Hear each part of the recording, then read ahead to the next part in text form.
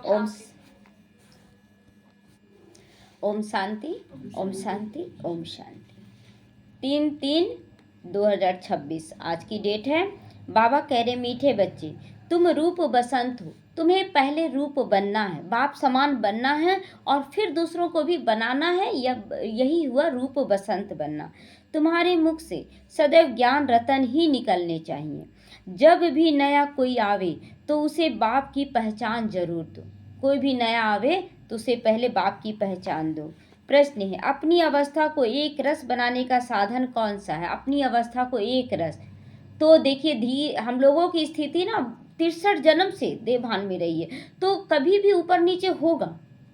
ऐसा नहीं है कि एकदम आप एक रस, लेकिन बाबा रोज रोज क्यों समझाता है? ताकि हम सुनते सुनते सुनते एक रस होते चले जाए। लेकिन 63 जन्म से निकल रहा है ना, कहीं गड्ढा, कहीं कुछ मिलेगा, मतलब परिस्थिति वैसा आएगा, स्थिति वैसा होगा, लेकिन तुरंत सेकंड ना लगे, हमें तुरंत उससे बाहर भी निकल जाना, उस स्थिति परिस्थिति को पार कर।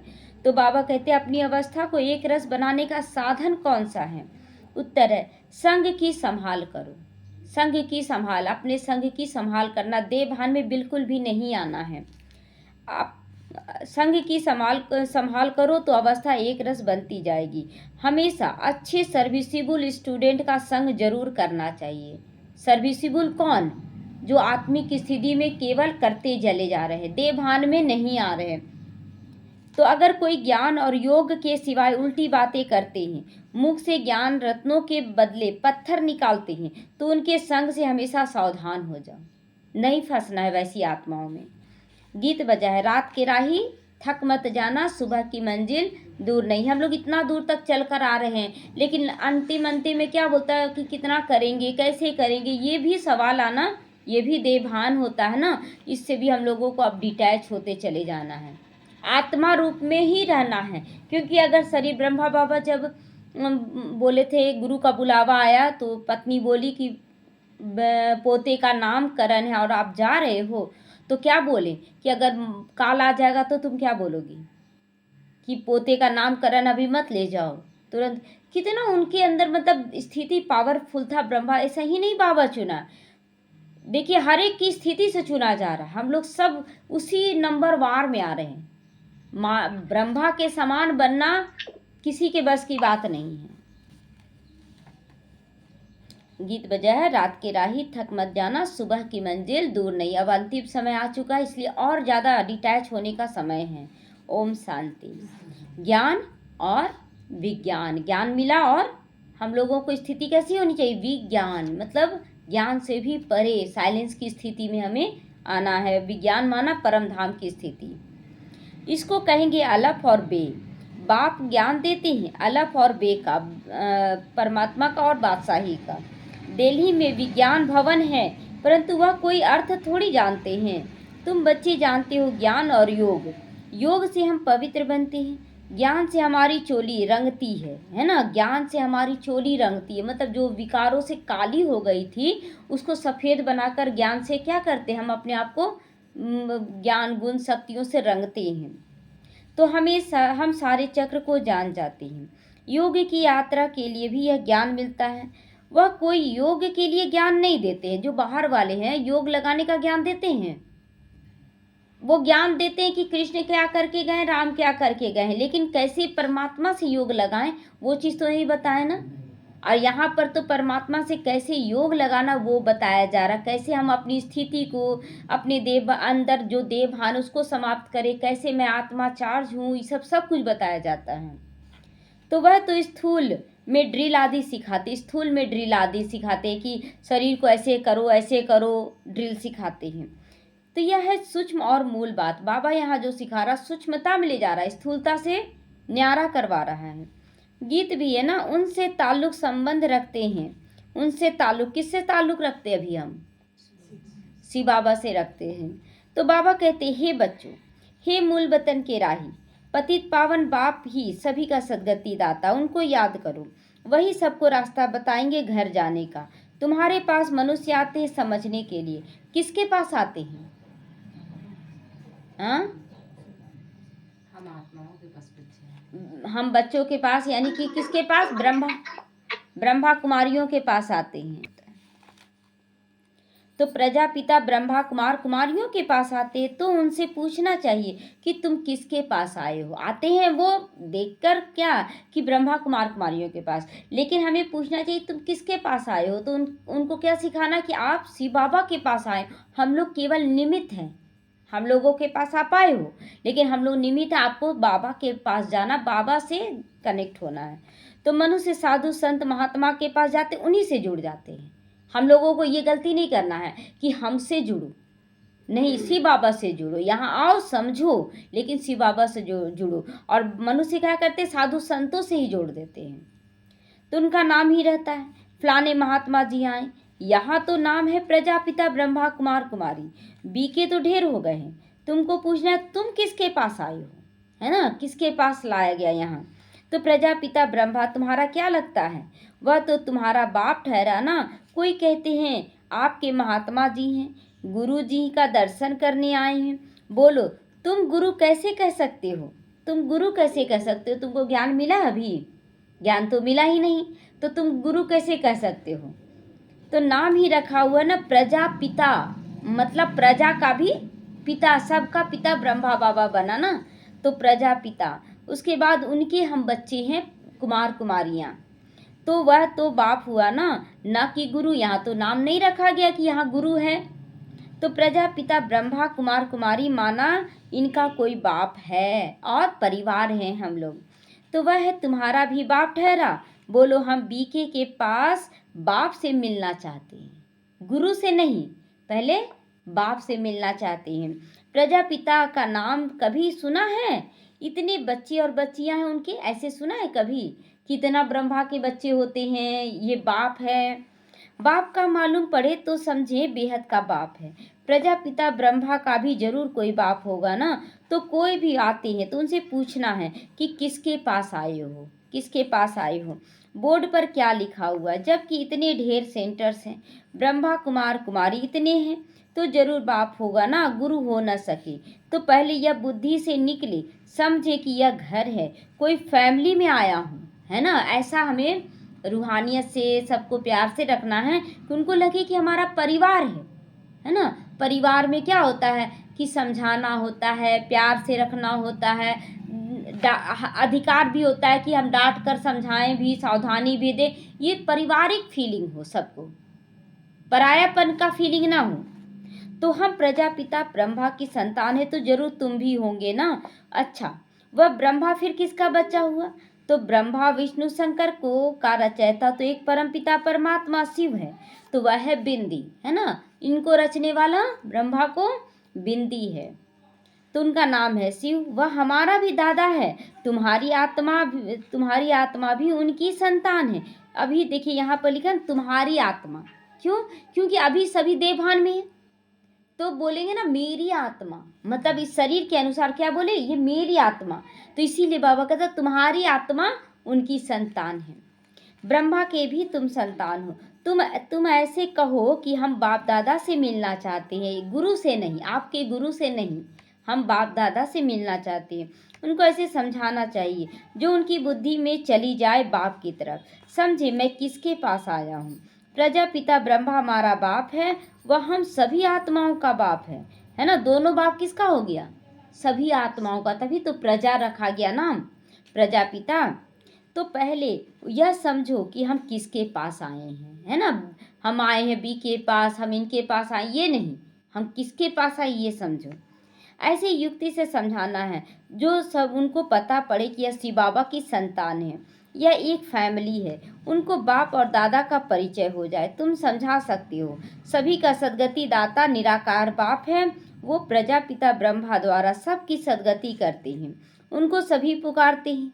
देखते हो ना उनके कितने बच्चे हैं जो आकर बाप से वर्षा लेते हैं, कितने बच्चे हैं बाबा के चारों तरफ, ब्रह्मा कुमार कुमारियाँ कितने हैं।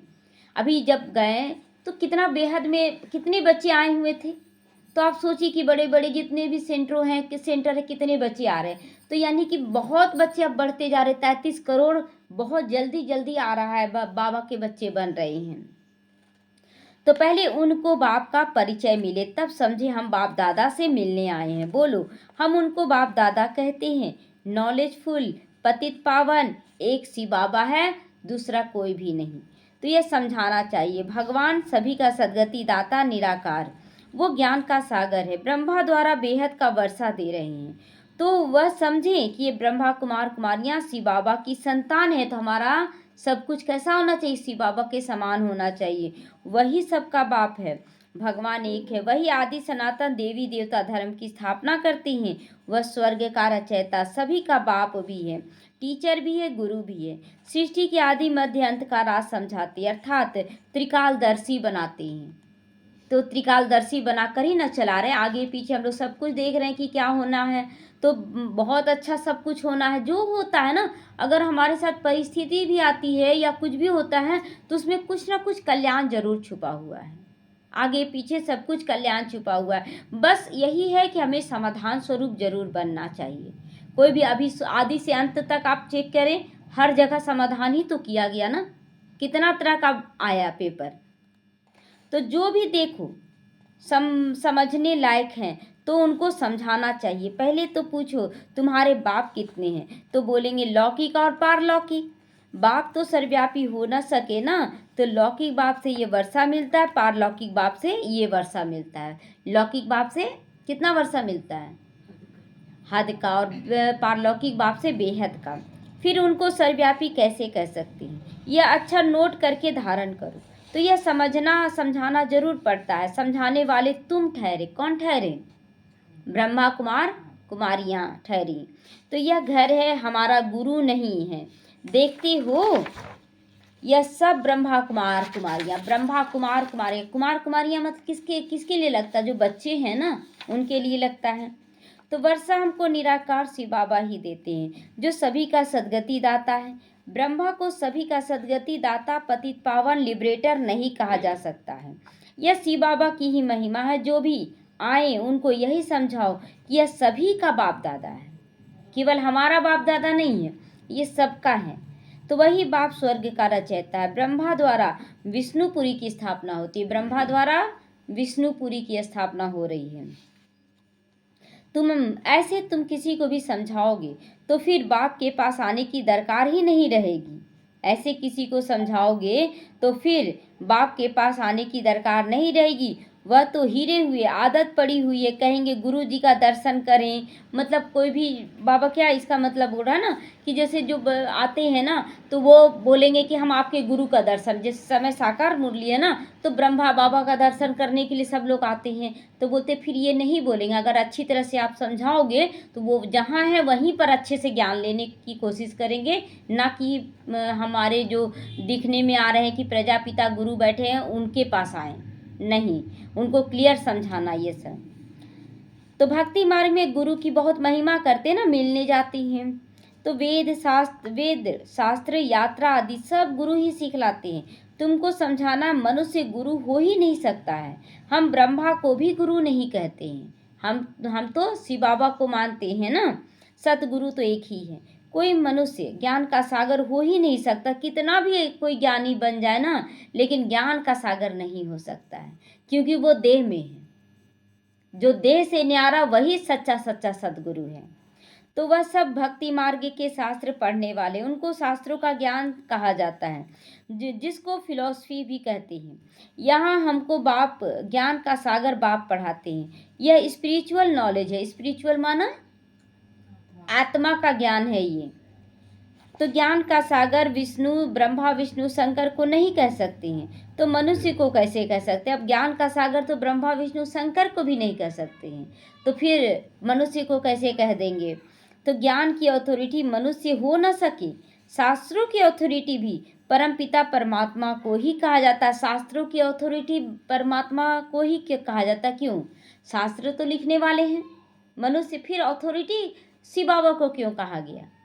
कि सार परमात्मा ही बताते हैं उन शास्त्रों का, और लिया भी तो यहीं से गया है हमारे। जैसे कि कोई भी शास्त्र हो, जैसे कोई गीता लिखा तो गीता लिखा, फिर कोई दूसरा कोई बाइबल लिखा, कोई दूसरा कोई कुरान लिखा, है ना। तो अलग अलग अथॉरिटी लिए ना, मतलब कोई हिंदू का शास्त्र का अथॉरिटी लिया, कोई मुसलमान के शास्त्र का अथॉरिटी लिया, लेकिन यहाँ पर बाबा सारे शास्त्रों का सार समझाकर सारे शास्त्रों की अथॉरिटी अपने हाथ में रखा ना। लेकिन यहाँ तो सिंगल सिंगल हो गए। तो दिखाते हैं ना, परमपिता परमात्मा ब्रह्मा द्वारा सभी वेद शास्त्रों का सार इनके द्वारा समझाते सारे। तो सबका अथॉरिटी बाबा हो गया ना, लेकिन यहाँ तो सिंगल सिंगल बने कि हम इसका हैं, हम इसका हैं। तो बाबा कहते हैं मुझे कोई जानते ही नहीं, तो वर्षा कहाँ से मिले? बेहद का वर्षा बेहद के बाप द्वारा ही मिलता है। तो अब यह वर्षा क्या कर रहे हैं? अब ये बाबा क्या कर रहे हैं? ब्रह्मा बाबा क्या कर रहे हैं? तो यह होली और धुरिया है ना, होली और धुरिया दोनों है ना। जैसे जैसे आत्मा तो पवित्र बन रही है, लेकिन धुरिया किसको कहा गया है? देव ब्रह्मा जो शरीर लिए का शरीर है वो तो पूरी तरह से धुरिया ना हुआ, वो तो पूरा विकारी बने, विकार में गए, विकारों में डाले भी बच्चों को। तो पूरी तरह से तो यहाँ पर होली और धुरिया का खेल चल रहा है। तो हम भी बच्चे तो वही में है ना, कि होली और धुरिया का खेल में फंस जाते कहीं। तो ज्ञान विज्ञान अक्षर दो है, मन मना भाव का ज्ञान देते हैं ना। तो ज्ञान किसके लिए ज़रूरत है? जब तक हम इस शरीर में हैं तब तक हमें ज्ञान की ज़रूरत है, लेकिन ज्ञान से हमें विज्ञान की ओर जाना है ना। ज्ञान से भी ऊपर की स्थिति, आत्मा स्थिति में आना है। तो मुझे याद करो तुम्हारे विक्रम विनाश होंगे। तो यह ज्ञान विज्ञान है, होली और धुरिया है। मनुष्य में ज्ञान न होने के कारण वह एक दो के मुख में धूल डालते हैं, मुख में धूल डालते हैं, मतलब देवभान की स्थिति बना देते हैं, है ना। यहाँ पर ना रंग और धूल दोनों खेल रहा है ना वो लोग, इसीलिए परमात्मा का तो वो रंग स्थूल का रूप है ना, यहाँ यही सूक्ष्मता। था, हाँ, देवभान तो यहाँ देवभान मतलब जैसे बाप बच्चे आत्मिक स्थिति में आते हैं, लेकिन फिर देवभान के अनुसार आ जाते हैं ना। तो यही धूल का खेल चल रहा है। तो वही उन लोग धूल मिट्टी से भी खेलते हैं और रंगों से, तो उन लोग स्थूल का है, हम लोग का सूक्ष्मता का है। तो है भी ऐसे हैं कि नहीं, यहाँ है कि नहीं? धूल से खेलने वाले हैं ना, सब खेलते हैं, बीच बीच में देवभान आ जाता है ना। मतलब अभी लगे हुए हैं। हाँ, लेकिन छूट भी रहा है पहले से बहुत हद तक, लेकिन आ रहा है। लेकिन उसको भी बीच बीच में जो आता है ना, वो ख़त्म होने के लिए आता है। जो भी आया ना, वो बस यही सोचिए कि हमें ख़त्म करना है। तो गति सदगति किसको भी होती नहीं, धूल ही मुख में डालते हैं। गति सदगति तो हुआ नहीं, मुंह में धूल डाल देते हैं। तो ज्ञान का तीसरा नेत्र किसी को भी नहीं है। दंत कथाएं सुनते आए हैं, उनको कहा जाता है ब्लाइंड फेथ, अंधश्रद्धा। अब तुम आत्माओं को ज्ञान का तीसरा नेत्र मिला है।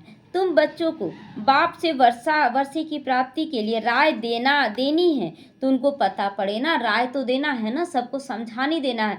और जानते हैं हर तरह से जो बाबा कहते हैं ना, हर तरह का जो विघ्न है, हर तरह की परिस्थितियां हैं, वो सबसे पहले किसके पास आई? ब्रह्मा बाबा के पास। ब्रह्मा बाबा के पास आया तभी तो हम बच्चों को समझेगा ना कि हाँ, इन बच्चों पर भी तो और ज़्यादा पड़ेगा।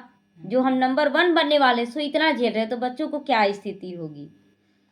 तो यह वर्षा ले रहे हैं ब्रह्मा द्वारा, और कोई द्वारा मिल नहीं सकता है। सब सेंटर्स पर नाम लिखा हुआ क्या है? प्रजापिता ब्रह्मा कुमार कुमार, यानी कि कुमार कुमारियाँ वर्षा किससे पहले लेंगी? ब्रह्मा बाबा से। तो ब्रह्मा बाबा शिव बाबा से ले रहा है। तो अगर गीता पाठशाला लिखे तो कॉमन बात हो जाती, इसलिए अब क्या लिखना है?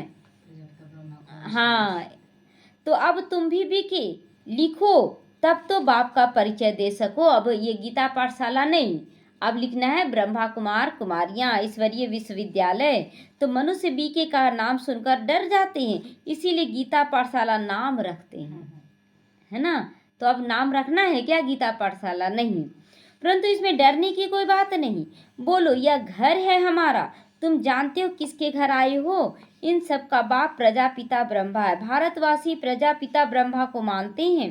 क्रिश्चियन भी समझते हैं कि आदिदेव होकर गए हैं, जिसके ये मनुष्य वंशावली हैं। बाकी यह मानेंगे तो अपने क्राइस्ट को बुद्ध को फादर समझते हैं। अगर मान लेंगे तो फिर उनका धर्म कहाँ जाएगा।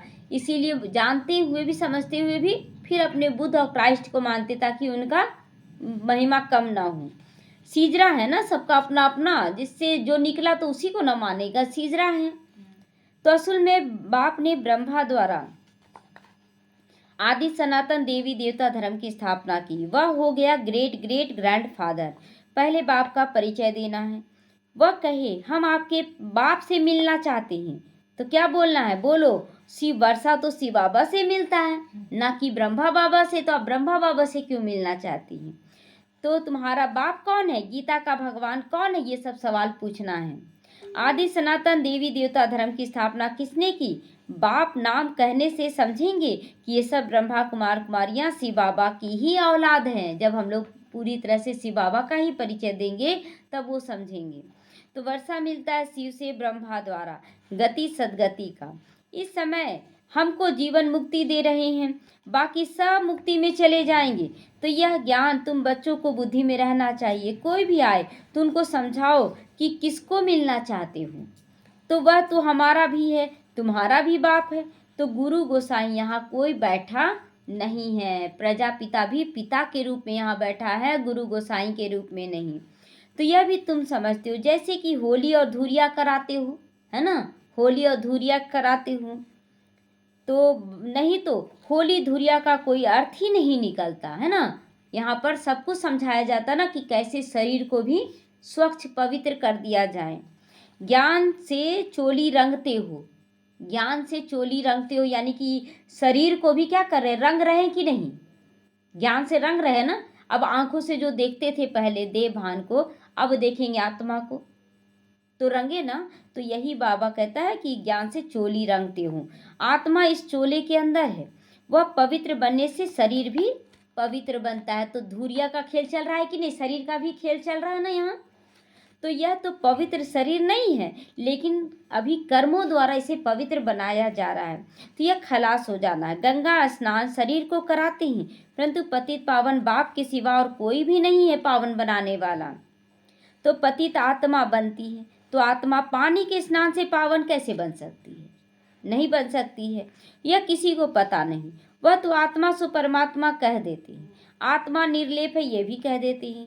तो अभी जो सेंसिबल बने हैं वे ही धारण कर करा सकते हैं। मतलब आत्मा निर्लेप नहीं है, आत्मा ही कर्म करती है। तो आत्मा का ही प्रभाव तीनों पर पड़ा।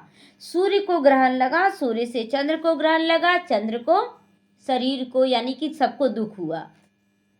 तो जिन बच्चों के मुख से सदैव रतन ही निकलते हैं उनको रूप बसंत कहा जाता है। सिवाय ज्ञान विज्ञान के बाकी आपस में कोई लेन देन, कुछ भी लेन देन करते हैं गोया पत्थर मारते हैं। तो सर्विस बदले डिस सर्विस करते 63 जन्म एक दो को पत्थर मारते आए हैं। अब बाप कहते तुमको ज्ञान विज्ञान की बातें कर दिल को खुश करना है, झरमुई झगमुई की बातें नहीं सुननी चाहिए। यह ज्ञान है ना। पत्थर तो सारी दुनिया एक दो को मारती है, तुम्हें ज्ञान का रत्न मारना है ना, ज्ञान का पारस मारना है। तो तुम बच्चे तो रूप बसंत हो, तुमको ज्ञान विज्ञान के सिवा और कुछ ना सुनना है ना सुनाना है। जो उल्टी बातें करते हैं उनका संग भी खराब है, नहीं करना है। जो उल्टी बातें करते हैं उनसे थोड़ा न्यारा होके चले, नहीं तो प्रभाव में आ जाएंगे, क्योंकि अभी उतना शक्तिशाली नहीं हुए हैं। जो बहुत सेवा करने वाले उनका संग तारे और कुसंग बोरे, है ना, डुबोता है। कोई ब्राह्मण रूप बसंत है, कोई ब्राह्मण बनकर भी उल्टी सुल्टी बातें करते हैं, देवभान की बातें करते हैं। ऐसे संग नहीं करना चाहिए। लेकिन ब्राह्मणों का ही सावधानी बाबा दे रहा है कि जो फालतू बातें कर रहे हैं, जो इधर उधर की बातों को दिखा रहे सुना रहे, वो देवभान में ला रहे हैं। तो बाबा कहते हैं कि ऐसों का संग नहीं करना। ब्राह्मण जो हैं वो भी उल्टा सुल्टा कर रहे हैं तो नुकसान कर देंगे। बाबा बार बार सावधानी दे देते हैं, उल्टी सुल्टी बातें एक दो से नहीं करो। देवभान की कोई भी बातें हमें नहीं करनी है, तो एक दो से कभी ना करो, नहीं तो अपना भी सत्यानाश और दूसरे का भी सत्यानाश कर देते हैं। तो पद बहुत भ्रष्ट हो जाता है। बाबा कितना सहज समझाते हैं। शौक होना चाहिए ना। बाबा हम जाकर बहुतों को नॉलेज देते हैं। तो वही बाप के सच्चे बच्चे कौन? जो बच्चे सबको जाकर नॉलेज देते हैं, समझते हैं। सर्विसेबल बच्चों की बाप भी महिमा करते हैं, उनका संग करना चाहिए। कौन अच्छे स्टूडेंट है उनका संग करना चाहिए। जो देवभान में बैठ गए हैं, हद में बैठ गए हैं, उनका संग बिल्कुल नहीं करना है। बाबा से पूछो तो बता सकते हैं कि किसका संग करना चाहिए, है ना। अभी हम लोग गए कल, क्यों गए? हम लोग केवल देखने के लिए गए, कि किस ढंग से क्या क्या सेवा कर सकते हैं, कैसे किनसे जुड़ सकते हैं। क्योंकि जैसे जैसे आप ऊपर बढ़ेंगे तो ऊपर वालों से जुड़ना है ना, कि केवल हम हाँ बहुत सेवा हो रहा है यहीं पर बहुत लोगों का हो रहा इतना ही में हम सीमित हो जाएं। हमें आगे बढ़ना है ना। तो बाबा बार बार डायरेक्शन आज दे रहा है कि वो जो आपसे भी ज़्यादा सेवा करे उनसे जुड़ो, ताकि उनसे और प्रेरणा मिले, सीखें कि और हमें आगे बढ़ना है। अभी तक जो जो छोड़ें तो उससे फायदा हुआ कि नुकसान हुआ? फायदा हुआ ना, तो आगे और भी अच्छा होगा। तो छोड़ते चले जाए, डिटैच होते चले जाए। तो कौन बाबा के दिल पर चढ़े हुए हैं वो बाबा झट से बताएंगे। सेवा करने वालों को बाबा को भी रिगार्ड है ना, बाबा भी रिगार्ड रखता सेवा करने वालों का। कोई कोई तो सेवा भी नहीं कर सकते, बस देह भान में फंसे रहते, एक दो आत्मा में फंसे हुए हैं। तो वो एक तरह से उतना ही में सीमित हो गए हैं, उनका फिर प्रोग्रेस नहीं होगा। जैसे कूली होता है ना, तो कूली बोलता है रोज कमाएंगे रोज खाएंगे। वही स्थिति है कि एक दो आत्मा में आप लटके हुए हैं, वो कूली की स्थिति है, बस उतना ही में है। निकले, उनसे बाहर निकलना है। तो ऐसे बहुतों का संग मिलने से अवस्था नीचे ऊपर हो जाती है। ऐसे ब्राह्मण आत्माओं का संग नहीं करना, उनसे डिटैच होना है।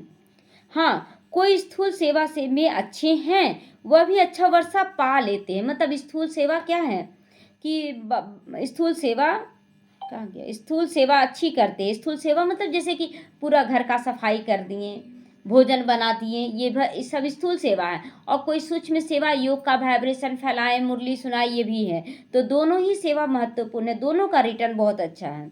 अलप और बे समझना तो बहुत सहज है। कोई भी सिर्फ बोलो, कोई को सिर्फ बोलो बाप को याद करो और बरसे को याद करो, बस अक्षर दो ही अलप और बे, यह तो बिल्कुल सहज है ना। कोई भी आए तो उनको सिर्फ कहो बाप का फरमान है, माँ में कम याद करो। तो बस सबसे बड़ी खातिरी यही है कि उनको सत्य से अवगत कराओ। तो बाप कहते मुझे याद करो, तुमको स्वर्ग का वर्षा मिल जाएगा। हर सेंटर में ऐसे नंबरवार ही बच्चे रहेंगे, ये भी तय है कि मतलब चाहे माउंट आबू में हो, चाहे सेंटरों पर हो, चाहे कहीं भी, इसी तरह के नंबरवार बच्चे होंगे। और जैसे जैसे है जो है उनको वैसा ही स्वीकार करना, उसी ढंग से उनका पद पोजीशन होगा। तो यहाँ भी सब नंबरवार हैं। कोई तो डिटेल में समझा सकते हैं, नहीं समझा सकते तो सिर्फ ये बता दो कि यहाँ भी नंबरवार है। कल्प पहले भी बाप ने कहा था माँ में कम याद करो, कोई भी देहधारी देवता आदि को याद ना करो। कोई भी देहधारी या देवता को भी याद नहीं करना है, एक सूर्य से ही जुड़ना है। बाकी झर मुही झग मुही फलाना ऐसा करता, ये करते वैसा करते, कुछ भी ना करो। यह बाबा ने तुमको होली धुरिया का खेल सिखाया ना, होली और धुरिया का, कि कैसे ब्राह्मण बनकर भी कैसे देवभान में चले जाते हैं। तो होली और धुरिया, कोई बहुत ज़्यादा होली बन रहे हैं और कोई देवभान में पड़े हुए हैं। तो बाकी रंग आदि लगाना ये सब आसुरी मनुष्यों का काम है, ये सब में हम लोगों को नहीं जाना है कि रंग लगाएं फिर उसको छुड़ाने में लग जाएं। हम लोगों को ये सब नहीं करना है। कोई किसी की ग्लानी बैठ सुनाए तो नहीं सुनना चाहिए, उसका रंग लगाता है ना, देखो ऐसा कर रहा है। तो कोई किसको ग्लानी बैठ सुनाए तो नहीं सुनना चाहिए। बाबा कितनी अच्छी रीति बैठ सुनाते, मन मना भाव मध्या जीव। मन को शुद्ध पवित्र बनाकर एकदम समझो कि मैं कौन, मैं मुझे किससे जुड़ना है। कोई भी आए तो उनको समझाओ शिव बाबा सबका बाप है, वह तो कहते मुझे याद करो और स्वर्ग का वर्षा मिलेगा, सिर्फ मुझे याद करो। गीता का भगवान भी वह है, मौत सामने खड़ा है, तुम बच्चों का काम है सेवा करना, भी बैठ नहीं जाना, बैठ नहीं जाना। बाप को याद दिलाना है, बाप की याद दिलाना है, यह है महान मंत्र जिससे राजधानी का तिलक मिल जाएगा। किसकी सहज बातें हैं, कितनी सहज बातें, बाप को याद करो और कराओ तो बेड़ा पार हो जाएगा। अच्छा, मीठे मीठे सीख लेते बच्चों प्रति माता पिता बाप दादा का याद प्यार और गुड मॉर्निंग। रूहानी बाप की रूहानी बच्चों को नमस्ते। हम रूहानी बच्चों की रूहानी माता पिता बाप दादा को याद प्यार, गुड मॉर्निंग और नमस्ते नमस्ते, शुक्रिया बाबा शुक्रिया। धारणा के लिए आज मुख्य सार है, सेंसिबल बनकर, समझदार बनकर सबको बाप का परिचय देना है। मुख से कभी पत्थर निकाल डिस सर्विस नहीं करनी है। ज्ञान योग के सिवाय दूसरी कोई चर्चा नहीं करनी है। जो रूप बसंत है सर्विसिबल है उनका ही संग करना है, जो उल्टी सुल्टी बातें सुनाए उनका संग नहीं करना है। वरदान है, नॉलेज द्वारा रावण के बहुरूपों को जानकर, रावण का बहुरूप है ब्राह्मणों में भी, तो उनका उनके अट्रैक्शन से मुक्त रहने वाले हिम्मतवान बन। तो मुरली के अनुसार ही वरदान हो गया ना, मुरली के अनुसार ही वरदान हो गया कि नॉलेज द्वारा, ज्ञान द्वारा समझकर रावण के बहुरूपों को जानो कि कैसे कैसे रूप में रावण आता है। जैसे कि बहुत कम भी चल रहे जो ज्ञान में, उनकी भरपूरता आ गई। तो बहुत बच्चे अच्छे से चल रहे हैं तो बोलते देखो वो तो इतना ही चल रहा है लेकिन उसका भरपूरता है, हम तो बहुत अच्छे से चल रहे हैं। तो ये भी रावण का रूप है। तो बाबा कहते हैं बहुरूप को जानकर उसकी अट्रैक्शन, उसके आकर्षणों से मुक्त रहने वाले हिम्मतवान बनो, हिम्मत करके आगे बढ़ो। जो बच्चे नॉलेज द्वारा रावण के बहुरूपों की अच्छी तरह से जान गए हैं, उनके आगे वह नज़दीक भी आ सकता है, आ नहीं सकता, देवभान नज़दीक नहीं आ सकता। चाहे सोने का जंजीर हो, चाहे हीरो का रूप धारण करके आए, लेकिन उसके अट्रैक्शन में नहीं आएंगे। कौन? जो पूरी तरह से हौली बनते हैं, बाप के बनते हैं, वो कभी देवभान में नहीं आएंगे, किसी के भी अट्रैक्शन में नहीं आएंगे। ऐसी सच्ची सीताएं बनकर लकीर के अंदर रहने का लक्ष्य रखो, हिम्मतवान बनो। मतलब बाबा के श्रीमत के अनुसार चलना है, उनके अंदर रहना है, ना कि हम माया रावण से डर जाएं और उनके तरफ चले जाएं, नहीं। तो फिर यह रावण का बहुरूप, बहुसेना वार करने के बजाय आपका ही सहयोगी बन जाएगा। जितना आप निकलेंगे उतना सहयोगी बन जाएगा, और जितना ही आप बाहर गए तो क्या बन गया? रावण क्या बन गया? उसका सीता को अपहरण करने वाला बन गया। तो प्रकृति के 5 तत्व, तो 5 विकार ट्रांसफर होकर आपकी सेवा के लिए लग जाएंगे। मतलब कैसे सेवा में लग जाएं? जैसे कि काम विकार को जीते, काम विकार को जीते तो काम विकार के कारण बहुत विरोध हुआ लेकिन जीत गए। तो अब जितनी भी आत्माएं काम विकार से त्रस्त हैं, एकदम परेशान हैं, वो आएंगी ना, बोलेगी हमको पवित्र बनना, ऐसे आदमी के बंधन से छूटना है। तो सेवा बढ़ा कि नहीं? काम विकार से ही फिर सेवा बढ़ा। हम काम विकार से मुक्त हुए, जीत लिए, तो उनको काम विकार के कारण ही तो वो आत्माएं हमारे पास आई कि हम बहुत परेशान हैं। तो बाबा वही बोल रहा है कि ट्रांसफर होकर आपकी सेवा में आ जाएंगे। स्लोगन है, सेवाओं में सफलता प्राप्त करना है तो निर्माण चित्त की विशेषता को धारण करो। खुद पहले बनना है। कैसे बनना है, क्या करना है, पहले खुद समझें। तो अव्यक्त इशारे आज का, निश्चय के फाउंडेशन को मजबूत कर सदा निर्भय और निश्चिंत बनो। विजयी बनने का फाउंडेशन है निश्चय, पक्का निश्चय शिव बाबा पर। फाउंडेशन अगर पक्का है तो बिल्डिंग हिल नहीं सकती, निश्चिंत रहेंगे, है ना। अगर फाउंडेशन हिल कमजोर दे दिए तो मकान बड़ा बना लिया, अचानक ढह जाएगा। तो अगर फाउंडेशन कच्चा है तो थोड़ा भी तूफान आएगा तो थोड़ी भी धरनी हिलेगी तो भय होगा बिल्डिंग हमारी गिर ना जाए, तो या क्रैक, दरार ना पड़ जाए। इसीलिए कहा जाता है निश्चय के फाउंडेशन को पक्का करो तो निर्भय भी होगे और निश्चिंत भी रहोगे। तो पहला निश्चय बाप पर पूरा होना चाहिए। ओम शांति।